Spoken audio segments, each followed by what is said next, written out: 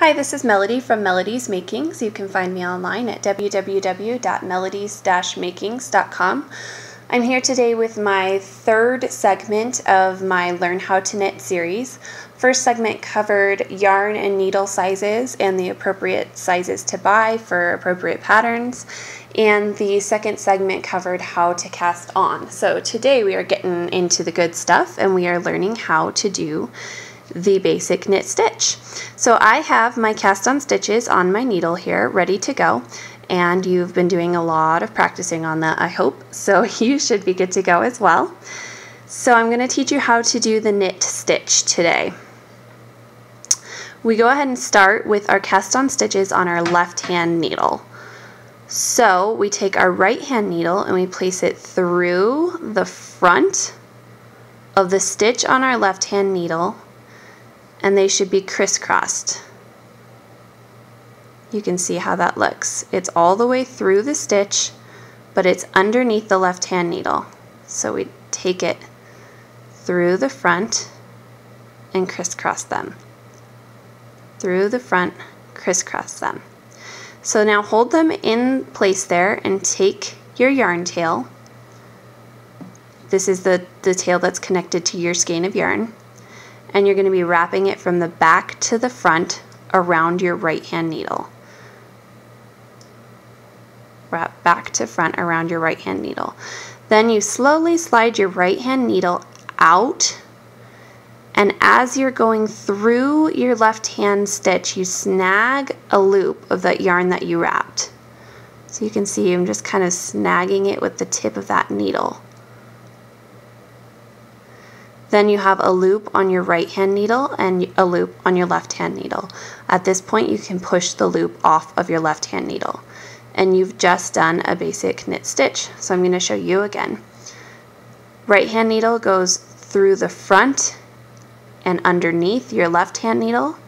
Take that yarn tail and wrap from the back to the front.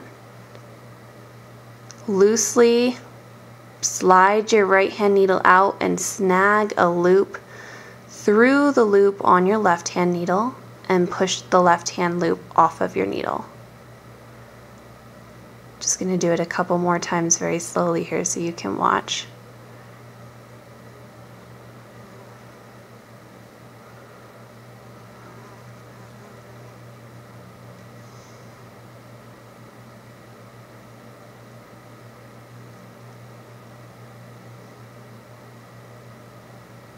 Into the front, behind and under, wrap that loop from the back to the front, pull a loop through the loop on your left hand needle and push the loop off of your left hand needle. So when you hit the end of your row, and I recommend just casting on anywhere from 5 to 10 stitches when you're practicing the knit stitch. That way you can go through the rows and practice turning and things like that. At the end of the row, you're going to have all of your stitches on your right hand needle instead of on your left hand needle like when you started it. All you have to do at this point is switch your needles. So once again, the needle with the stitches on it becomes your left hand needle. And then you can just keep knitting. So if you knit one row after the next, like we're going to do for practice, you're going to have what is called a garter stitch. And I will show you in just a minute what a garter stitch swatch looks like. So you can see that turn one more time. All I do is make my right hand needle become my left hand needle at the end of the row, and then I keep knitting. So once you get through a few rows, a garter stitch swatch is going to look like this. Of course, this has more cast on stitches, but you can see you kind of have lines along it. The purls are the bumpy part, and then in between you'll see the knits. So this means this row right here was when you were knitting and it was facing you. This row was one that you were knitting when the work was facing away from you. So it gives you an idea of what your finished piece should look like. It should have these little ridges in it, and yeah, it just gives you a good start. So that is the garter stitch, and that is done with all knit stitches.